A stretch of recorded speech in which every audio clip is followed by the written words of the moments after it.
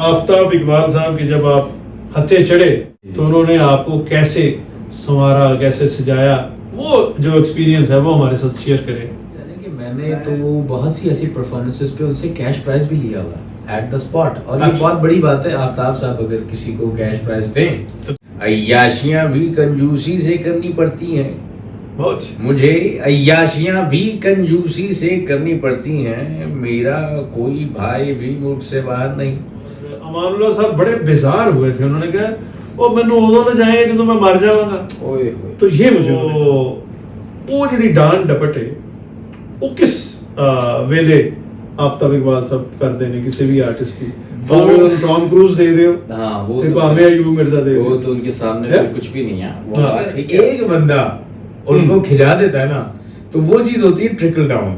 अच्छा, तो वो फिर नहीं देखती कि क्या है क्या नहीं। अब एक बंदे ने उनको खिजाया तो दूसरे ने हल्की सी की है तो उस पे भी चढ़ाई जाए, ऐसी बातें हो जाती है। ये भगवान का घर है कि क्या आफ्ताब इकबाल साहब का जो काम है वो 88 करोड़ के ही काबिल है।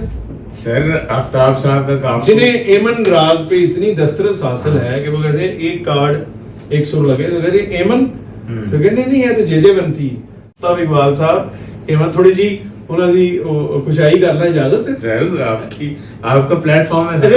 तो मैं 88 करोड़ का मामला, 88 करोड़ का मामला, 88 करोड़ का मामला, तो सही कहने वालों को क्या है, आप सच्चाई हो, आप छोटे सुरों में उनकी वकालत कर रहे हैं। नहीं सर, ये आपको लग रहा है कि आपको वकालत की बू आ रही है, लेकिन ऐसा कुछ नहीं है। 6, 3, 7, 2।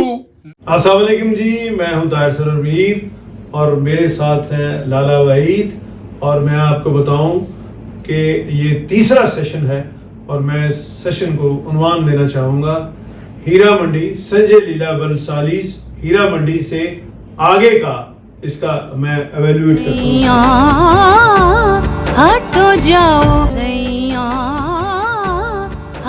बहुत शुक्रिया अदा करता हूं कि आपने फौरन हीरा मंडी के बाद संजय लीला का नाम ले लिया। और आपने हीरा मंडी देखी? मैंने देखी है और उसमें बहुत सारी चीजें हैं। ये वो बंसाली साहब वाली या असली हीरा? रश बहुत ज्यादा है। मियां यूसुफ सलाउद्दीन साहब वाली हीरा मंडी, यानी वहाँ उनकी हवेली है ना, बारूद खाना। मैंने हाँ बारूद खाना भी देखा है। और सर मैंने ये इसकी संजय लीला बलसाली, अच्छा संजय लीला बलसाली की हीरा मंडी और असली हीरा मंडी भी आपने ऑब्जर्व किया, और आप बहुत बड़े मैं ये समझता हूँ कि आपकी खुली निगाहें हैं। क्या समरी क्या है सर? संजय लीला बंसाली वाली हीरा मंडी बहुत महंगी, एक तो महंगी ठीक हो गया वो उन्होंने ये जो आर्ट डायरेक्शन और दूसरा उस पे आर्ट डायरेक्शन और जो पैसा झोंक दिया गया। मेरे प्रोड्यूसर की भी हंसी आई है। वो हीरा मंडी यानी वो उनकी आप कास्ट की तरफ तो इशारा नहीं है कि वो महंगे नहीं सर, वो ओवरऑल अगर देखा जाए ना, वो कहते हैं कि एक किसी ने बात कही थी कि वो बहुत ही हसीन किस्म का डिजास्टर उन्होंने बनाया। कोई ऐसा था वो। लाहौर में उन्होंने लाहौर में उन्होंने लखनऊ भी मिक्स किया है। लाहौर में लखनवी बंदा, मतलब यार आप थोड़ी रिसर्च कर लेते, आप पूछ लेते किसी से। आगे चलते हैं। अब ये मैं इस व्लॉग में मैं पूछना चाहूंगा कि आपका जो तालमेल हुआ है दादा साहब फाल्के, तंज़ो मज़ाह के दादा साहब फाल्के, आप समझ गए होंगे मेरी मुराद जनाब किबला मोहतरम आफ्ताब इकबाल साहब से है कि आफ्ताब इकबाल साहब के जब आप हत्थे चढ़े, मतलब उनके गोल्डन हाथों में जब आए तो उन्होंने आपको कैसे संवारा, कैसे सजाया, वो जो एक्सपीरियंस है वो हमारे साथ शेयर करें।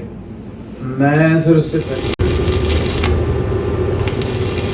आप अमेरिका क्यों चली गई? मैं सर उससे पहले आपसे ये पूछना चाहूंगा कि आप पेरिस, आपके चक्कर बहुत लगते हैं मीर साहब। पेरिस? अरे ज्यादा नहीं गया, मैं गया हूँ 2 दफा गया। आप कम से कम 1 2 3 4 5 6 7 8 दफा तो गए हैं आप पेरिस। यार 2 दफा गया हूँ। ये 8 परफ्यूम यहाँ क्या कर रहे हैं? काउंट कर लिए मैंने, रह तो नहीं गए 9 बल्कि आपके चक्कर लगे। नहीं सर जोक्स अपार्ट, पेरिस भी गए हैं और घोड़ा गली भी देखो, बहुत अच्छे। नहीं ये तो कहीं जंग में मेरे ख्याल से अब दुश्मन का घोड़ा ही ये अलेक्जेंडर द ग्रेट आए, आए, आए। घोड़ा वो छोड़ गया था ना इधर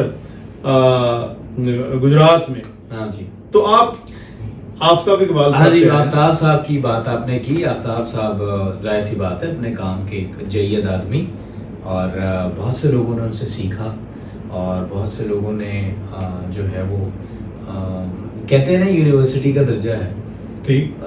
उनके पास जो काम करता है। मैं अपनी बात अगर करूं मीर साहब, मैं चूंकि 15 साल 2009 से आप अगर अंदाजा लगा लें, ठीक। हिसाब लगा लें, आफ्ताब साहब के साथ मेरा 2.5 साल का अरसा काम का, लेकिन उनके साथ रफाकत, जान पहचान, बातचीत वो बड़ी पुरानी है, लगभग 8-9 साल पुरानी है।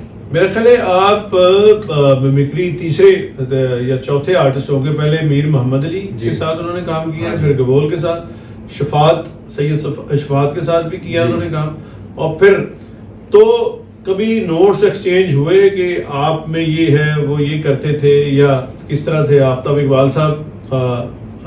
वो हौसला अफजाई करते हैं, तो दाद कभी देते हैं? नहीं, दाद बिल्कुल देते हैं, और आप यकीन जाने कि मैंने तो बहुत सी ऐसी परफॉर्मेंसेस पे उनसे कैश प्राइज भी लिया हुआ है एट द स्पॉट, और ये अच्छा। बहुत बड़ी बात है। आफ्ताब साहब अगर किसी को कैश प्राइज दें तो ठीक। तो ये मेरे लिए ऑनर की बात थी कि किस काम पे आपको मिले? ज़िया मुहिउद्दीन पे मुझे मिला था सर। ज़िया मुहिउद्दीन साहब का टोटा जरा यहाँ भी चला दें, किस तरह से? सर ज़िया साहब का टोटा आप कैसे चलाएं, क्योंकि उनका है नहीं, हाँ, इमैक्युलेट ऑफ कंसेप्शन जी। क्या था? इमैक्युलेट ऑफ मिसकंसेप्शन जी। पता नहीं ऐसे कुछ था। वो उन्होंने किया ना, मोइन अख्तर साहब ने, हाँ, पीटीवी अवार्ड है, Yes, डिजाइन yes। इसका अवार्ड हाँ, है, जी। ऊपर से ये नैरो है, नीचे से ब्रॉड ब्रॉड है। ये क्या कुछ- बात। मैं ज़िया साहब का, मैं यहाँ पे अल्लाह उन्हें गरीक रहमत करे, हमारे लेजेंड्स में से एक शख्सियत, और Top बहुत से of- लोग, top of बहुत legend। से लोग, गो के आपने भी उनसे बहुत कुछ अब तक आप सीखते रहे होंगे, सीख रहे हो। जी जी जी जी, हमारे सबके वो और उस्तादों में उन्होंने से। सब कॉन्टिनेंट पे अपने असरार छोड़े हैं। मैं तो समझता हूँ कि ये शायद इक्का दुक्का ऐसी पर्सनैलिटी हैं यहाँ मशरक की, ईस्ट की, जिन्होंने वेस्ट में भी अपने असरार छोड़े होंगे और उनके फैंस होंगे। Yes। अगर सर्वे किया जाए तो जरूर ज़िया मुहिउद्दीन साहब ने फिल्मों में भी काम किया, जो हॉलीवुड की बड़ी इंडस्ट्री, अब तक की बड़ी इंडस्ट्री है क्वालिटी के एतबार से, वैसे तो क्वांटिटी के एतबार से Yes। इंडिया उसको जो है सुपरमेसी उसकी कायम है, तादाद और फिल्मों की तादाद के हवाले से। तो ज़िया मुहिउद्दीन साहब ने वहाँ भी काम किया। तो प्लीज सर ज़िया साहब, एक चीज मैंने तैयार की थी, लिखी है, तो वो मैं, Please। ज़िया साहब वो पढ़ें तो किस तरह पढ़ेंगे कि ये मुझसे क्या बदतमीजी की है तुमने, ये मुझसे क्या बदतमीजी की है तुमने, मैं इस रवैये का रवादार नहीं, और रवैये बहुत- मुझे अय्याशियां भी कंजूसी से करनी पड़ती हैं, बहुत मुझे अय्याशियां भी कंजूसी से करनी पड़ती हैं, मेरा कोई भाई भी मुझसे बाहर नहीं, वाह। और तुम्हें क्या मालूम मुझ पे बड़ी जिम्मेदारियां हैं, लड़की होना तुम्हें नहीं मालूम कि मुझ पे बड़ी जिम्मेदारियां हैं, तन्हाई में अपने ही बाल नोच रहा हूँ, वाह। मुझ पे बड़ी जिम्मेदारियां हैं, तन्हाई में अपने ही बाल नोच रहा हूँ, मैं बैंक से लोन लेके बैंक को ही खरीदने का सोच रहा हूँ। वाह वाह, बहुत ये ज़िया साहब, बहुत अच्छे, वेरी गुड वेरी गुड। आपका जो ऑडियो है अब चूंकि मौसम ऐसा है, वायरल चल रहा है, गला मेरा वैसे भी खराब है सर, तो ये किस काले से आप 5वें काले से? ये नहीं पता, ये बारीकी भी सब आपको पता है, ये मुझे अंदाजा है। अच्छा ये बताइए कि आफ्ताब इकबाल साहब का आपने बड़ा अच्छा वो बताया अपना एक्सपीरियंस। जी सर। तो अच्छा, उनका एक डांट भी उनकी बड़ी मशहूर है, जिसपे वो टैलेंट का उसमें कोई जिक्र नहीं है, मतलब वो फर्क नहीं पड़ता। जी। अमानुल्लाह साहब पे भी वो बिजली गिरती थी, नजला गिरता था, और भी आर्टिस्टों पे, और मशहूर है उनका। जी जी। अमानुल्लाह साहब ने जब वहाँ से हिजरत फरमाई जी। और वो मुज़ाकरात में आए, क्योंकि वो खबरनाक से उठे थे, और मैं उन्हें लाना नहीं चाह रहा था, इसलिए कि आफ्ताब इकबाल साहब का जो एक इक्वेशन है वो ना टूटे। देखें जरा मेरी स्पोर्टमैन स्पिरिट देखें।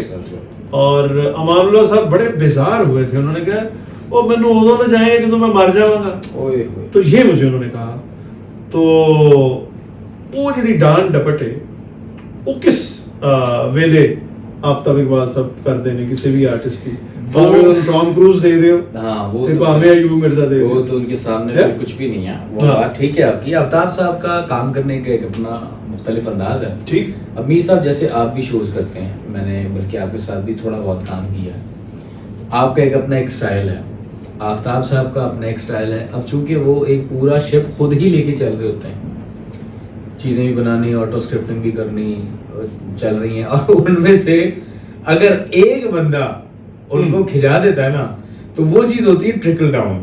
अच्छा तो वो फिर नहीं देखती कि क्या है क्या नहीं। अब एक बंदे ने उनको खिंचाया तो दूसरे ने हल्की सी की है तो उस पर भी चढ़ाई जाहिर सी बातें हो जाती है। उसका रीज़न ये है कि वो शख्स जो है वो अपने काम से बहुत प्यार करने वाला, बहुत लॉयल, खराब नहीं होने देता चीज़।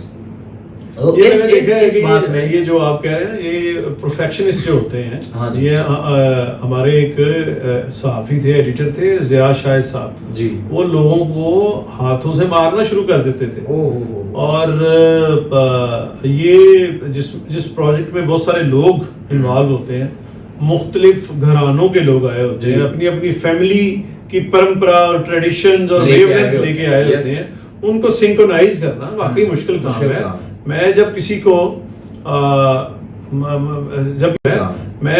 को जब भी जानता तो मैं क्या आफ्ताब इकबाल सही करता है, भी जानता तो मैं क्या आफ्ताब इकबाल सही करता है। उसका उस यानी- गालियों का खमीर जो है रदीफ काफिया आफ्ताब इकबाल से उठाया गया और फिर सही करता है, सही करते हैं उसी ऐसे ही काबिल है। क्योंकि देखे ना, अब आप भी खिंच गए तो जाहिर सी बात है, आपने यही कहना था। नहीं, मेरा भी टेम्परामेंट को बहुत अच्छा टेम्परामेंट नहीं है। सर मैंने कहा ना कि लाला देखा वो बिलाल लिशारी आए एक दफा जी। सुपर ओवर में, तो हम उनके साथ शो कर रहे थे, तो मुझे बिलाल लिशारी को देख के लगा कि मुझे ये यहाँ से मुस्तार लेना चाहिए कि उस तरह सबर, उस तरह अच्छा बिलाल लिशारी शहजादा आदमी, कामरान लिशारी का बेटा है, हाँ जी। और एक बड़े वसाइल के साथ हम जो है वर्कर होते हैं, हमने वो काम करना होता है कि सुबह शो शुरू हुआ है और बेहतर उसको प्रोडक्शन करनी होती है। तो आफ्ताब इकबाल भी जो है उनको भी यही मीटर कि भाई एक सर्टेन टाइम में एक प्रोडक्ट निकालनी होती है, बिल्कुल। तो वो जरूर वो जो है। अच्छा मुझे ये बताएं कि अबसार आलम और आफ्ताब इकबाल साहब की जो जुगलबंदी हो रही है, जी जी, उसमें आपको कौन सच्चा और कौन झूठा लग रहा है? ये आपने सवाल करके मुझे आपने मुश्किल में डाल दिया है। लाजवाब मुश्किल नहीं हुए, सर क्योंकि लाजवाब जवाब तो आप देंगे। हाँ, लाजवाब इसलिए- अभी आपने कंटेंट इसका बना लिया है, अब ये आप कह दें। नहीं, देखें बात सुने, बात ये है कि अबसार आलम साहब 88 करोड़ की बात, और 88 करोड़ में 88 आपने भी 2 रुपए सहरे, आपने भी सैलरी ली आपसे उस सर वक्त। मैंने तो काम करके लिया है, वो तो अभी की बात है ना। नहीं, तीन ठीक हो साल गया, पुरानी आपने बात। ये कह दिया कि उन्होंने 88 करोड़ रुपया लिया। 3 साल बाद। आप ये बताएं, इंसाफ का मंदिर है, ये भगवान का घर है, कि क्या आफ्ताब इकबाल साहब का जो काम है वो 88 करोड़ के ही काबिल है? सर आफ्ताब साहब का काम जिन्हें एमन राग पे इतनी दस्तरस हासिल है कि वो कहते हैं एक कार्ड 100 लगे, तो कहते हैं एमन, तो कहते नहीं है तो जेजे बनती। लाले दुनिया का कोई भी तवक्कल खान, बड़े गुलाम अली खान, रईस खान, सलामत खान, एक कार्ड से कोई माई का लाल नहीं बता सकता कि ये कौन सा राग है। यस, ठीक है जी। कार्ड के मिनिमम होते हैं 500, मैक्सिमम होते हैं 700। सही। अरोही अमरोही, अरोही जाना, अमरोही आना। जब तक ये सारे अरोही अमरोही ना हो, वादी सामवादी ना क्लियर किया जाए, कोई गवैया कोई ये बता नहीं सकता कि ये कौन सा राग है। और वो कहते हैं आफ्ताब इकबाल साहब, एमन थोड़ी जी उन्होंने दी खुशाई करना इजाजत है सर आपकी, आपका प्लेटफॉर्म है सर। अरे तो मैं ये कह रहा हूँ कि ये कोमल तीवर से राग बदल जाते हैं। बाज़ औक़ात जो राग है वो कागज पे, किताबों पे अरोही अमरोही एक लिखे होते हैं, वो गाने से, चलन से और सुर पे जो स्ट्रेस है जितना, उससे फर्क पड़ जाता है। जौनपुरी है तो जौनपुरी राग का नाम सुना है? जौनपुरी दरबारी जी, है ना? दरबारी। दरबारी बड़ा फेमस राग है। और राग एमन मिनाल, सॉरी राग एमन राग एमन तलाल। एमन राग एमन जो है हाँ। वो भी एक राग है। जी जी जी, बड़ा बड़ा दिलपजीर राग है वो। Yes. और 88 करोड़ का मामला है। सर ये और वाली जो बात है ना, और ये देखें, ये बहुत सारे लोगों पे इस तरह की चीजें लगी हैं। इल्जाम है अभी हाँ, साबित नहीं हुआ। वो तो देखें, कोई भी कुछ भी कह दे, सही। कहने वालों को क्या है, हो आप सकता है सच्चाई हो सकता है ना आप हो। छोटे सुरों में उनकी वकालत कर रहे हैं। नहीं सर, ये आपको लग रहा है कि आपको वकालत की बू आ रही है, लेकिन ऐसा कुछ नहीं है। जबकि ये बात नहीं, है, तब मैंने हाँ। तो उनको ज्वाइन भी नहीं किया, मेरी बातचीत चल रही थी, या तो मैं इतना पौरा था कि जब मैंने बात ही चली है तो ये मामला उन्होंने छोड़ दिया। अच्छा, तो होता पता क्या, ये दफबाजी साथ आपने आफ्ताब साहब के साथ काम किया, आपको ये कहना भी चाहिए। लेकिन ये देखिए, मेरी इस बारे में ये राय है कि आफ्ताब इकबाल साहब 11 बजे की स्लॉट का एक स्पेशलाइज्ड वो प्रोफेशनल है। 11 बजे की स्लॉट का बेहतरीन प्रोग्राम बनाते हैं, महंगे दामों, नाले भी ब्रैकेट च लिखो, महंगे दामों। और उसके बाद जब उन्हें एक चैनल का मौका मिलता है कि आप चैनल, बहुत सारे फिनांसेस, और उन्हें एक चैनल भी चलाना चाहिए था। और वो फिर जो लोग नीचे कमेंट पे आ गए, उन्हें रानी खां और रानी तोप साबित करना चाहते हैं, तो उनके लिए सवाल ये है कि 11 बजे की स्लॉट का एक प्रोग्राम होता है। जो ये न्यूज़ चैनल होते हैं, ये 8 घंटे की प्रोग्रामिंग होती है, 8 घंटे यानी एक, और बाकी 7 प्रोग्राम घंटे घंटे के और चाहिए होते हैं। वो भी माइनस करो इन्हां दे पोर्टफोलियो चो। 11 बजे का महंगा शो, फिर एक चैनल पूरा चलाते तो फिर एक ये बड़े एक जर्नलिस्ट कहलाते। अब तो इनका जो सिलसिला है वो 11 बजे की स्लॉट कितने नंबर मानते हैं उन्हें दे दो, 100 चो 15 12 17, मतलब आप ठीक है, काजी फाइज ईसा नहीं है ना, कोई जज है, वो आपके सीनियर भी रहे और आगे भी काम हो सकता है। और आफ्ताब साहब एक मेन स्टेक होल्डर है, तो उनके साथ तो मेरा ये ख्याल है कि वो आपका जो उन्होंने एक रिज़्क का शहर आबाद हो सकता था सहाफ़ियों के लिए, आर्टिस्टों के लिए, वो इनकी एक नाकामी है। उनके बायोग्राफी में ये एक बड़ा सुनहरी दे विच कुछ और थोड़े जे सुनहरी लफ्ज पन्नों पे ये लिखना चाहिए कि आफ्ताब इकबाल साहब ने इतना बड़ा रेवेन्यू डबो दिया और इतने सहाफियों की जिंदगी में वो थोड़ा थोड़ा। मेरे साहब, लेकिन आप यहाँ गलत भी हो सकते हैं। पूछिए कैसे, बताइए। हो सकता है वो पैसे उन्होंने रखे हुए संभाल के, तो आए फिर लगाएंगे। वाह, वैसे रखे हों संभाल के। मेरे कौम के बच्चों, हम लाए हैं तूफान से 88 करोड़ निकाल के, मेरे बच्चों तुम इसको रखना संभाल के, यानी बिला सूद वो जर्नलिज्म में ऐड करेंगे। चले, बात वही आएगी ना, देखें ये इल्जाम है। अफसार आलम साहब ने इससे पहले भी बहुत सारी बातें की हैं, वो आपके सामने है। अफसार आलम साहब जो मेरी जंग में अनिल कपूर बने हुए थे ना, वो सच के लंबरदार हैं, बिल्कुल, और ऐसा सच बोल रहे हैं जो नवाज शरीफ फैमिली सपोर्ट कर रहे हैं। बस मैं अब क्या करूं, मेरे ख्याल से हम कुछ और बात कर लेते हैं। मेरी साहब, इस व्लॉग में इतना ही। लाले के साथ मिलते हैं अगले व्लॉग में, जिसका उन्वान होगा एनिमल।